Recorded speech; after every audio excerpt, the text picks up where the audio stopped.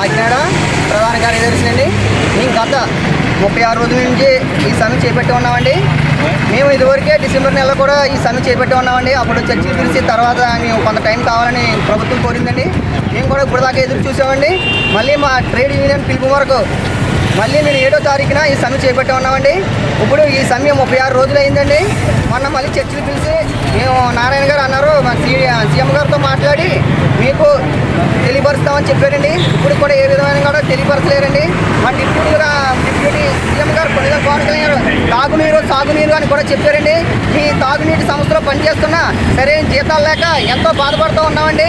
కేవలం 13,000 రూపాయలు ఇచ్చి ఈ జీవితాన్ని గడుపుతామండి. ఇందులో అనేక రకాలుగా చదువుకున్న వాళ్ళు ఉన్నారండి, అనేక రకాలుగా పనిచేసేవారు ఉన్నారండి. నగరంలో మంచినీళ్ళు అందించాలంటే, నగరం అంతా నీరు ఇవ్వాలంటే రాత్రి పగలు పని చేయాలండి. పార్క్ ఎప్పుడైనా పార్క్ మజూర్స్ అంటే రోడ్డు మీద ఎప్పుడైనా చెట్టు పడిపోయింది అనుకోండి, వాళ్ళు కూడా చెట్టు పడిపించడానికి అర్ధరాత్రైనా రావాలండి.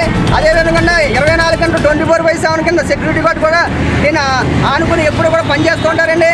ఇందులో కూడా మా డేటా అంతా అప్లై చేయడానికి డేటా ఆపరేటర్స్ కూడా ఉన్నారండి. వాళ్ళకు కూడా 13,000 రూపాయలు ఇస్తున్నాండి. ఇంత చదువుకుని కూడా 13,000 రూపాయలు ఇస్తూ జీవితం గడుపుతామండి. ఈ రోజుల్లో ఉన్న రేట్లను బట్టి, అద్దెలను బట్టి, సామాగ్రి రేట్లను బట్టి ఆలోచిస్తే ఈ 13,000 రూపాయలు ఏ విధంగా కూడా సరిపోవండి.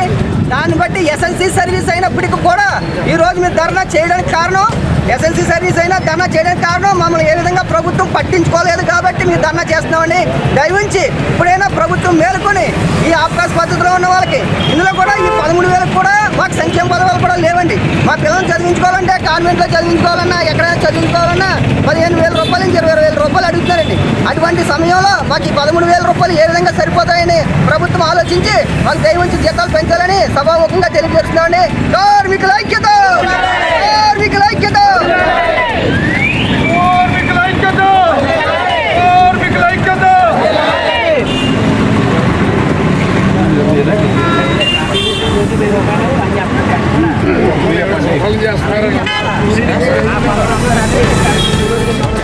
నా పేరు మచ్చా నాగేశ్వరరావు, కాకినాడ జేఏసీ జిల్లా చైర్మన్ మాట్లాడుతున్నాను. ఈరోజు మా ప్రధాన డిమాండ్లు అయినటువంటి సమాన పనికి సమాన వేతనం, అయ్యా ముఖ్యమంత్రి వర్యులు నారా చంద్రబాబు నాయుడు గారు, లోకేష్ గారు, మరి మా పవన్ కళ్యాణ్ గారు, డిప్యూటీ సీఎం గారికి గత 36 రోజుల నుంచి మేము సమ్మె చేయించున్నాం.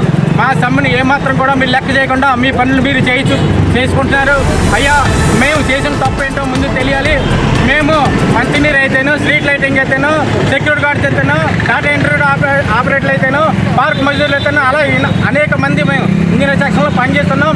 13,000కి పవన్ కళ్యాణ్ గారు, చంద్రబాబు నాయుడు గారు ఒకసారి మీరు రాత్రి భోజనం చేసి తీరుబడిగా పడుకున్న తర్వాత ఆలోచించండి.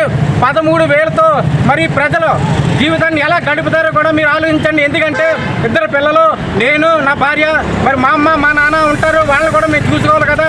అంటే మీ వల్ల కూడా మేము తల్లిదండ్రుల్ని మేము ఉదయానికి కూడా ఎక్కువ ఆస్కారం ఉంది. ఎందుకంటే మాకు ఉన్న పరిస్థితుల్లో 13,000తో కూడా మేము బ్రతకలేకపోతున్నాం. అయ్యా ఒకసారి ఆలోచించండి, అధికారులతో మాట్లాడండి.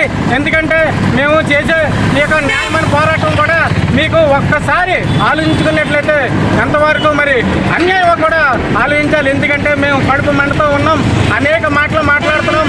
మీరు మరి పవన్ కళ్యాణ్ గారు మేము వచ్చిన తర్వాత మీకు ఏ విధంగా మరి జీతాలు ఇచ్చి మిమ్మల్ని ముందుకు నడిపించాలని భరోసా ఇచ్చారు. అందుకాబట్టి గత ప్రభుత్వం మా మీద ఒండి వైఖరి చూపించింది కాబట్టి మీకు ఓట్లేసి నెగ్గించుకున్నాం.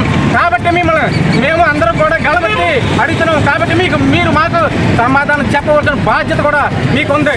అయ్యా మాకు జీతాలు పెంచండి, మా పనులు మేము చేసుకోవడానికి అవకాశం ఇవ్వండి, మా కుటుంబాలు మరి మెరుగుపరచుకోవడానికి నడపడానికి కూడా మాకు అవకాశం కల్పించండి.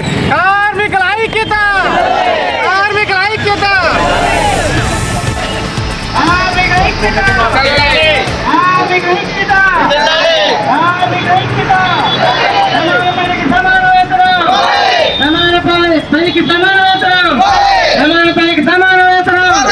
సమాన పనికి సమాన వేతనం, న్యాయమైన డిమాండ్స్, న్యాయమైన డిమాండ్స్, న్యాయమైన డిమాండ్స్.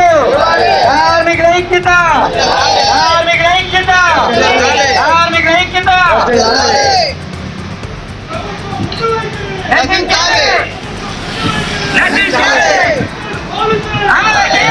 కార్మికుల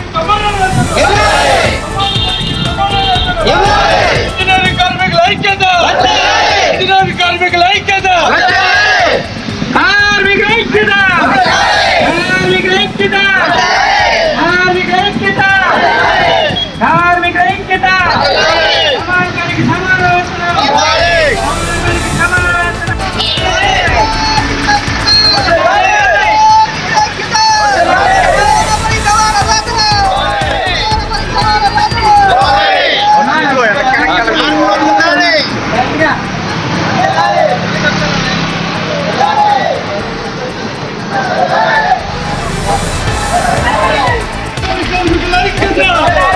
ఇంజనీరింగ్ కార్మికుల ఐక్యత, సమాన పనికి సమాన వేతనం, సమాన పనికి సమాన వేతనం.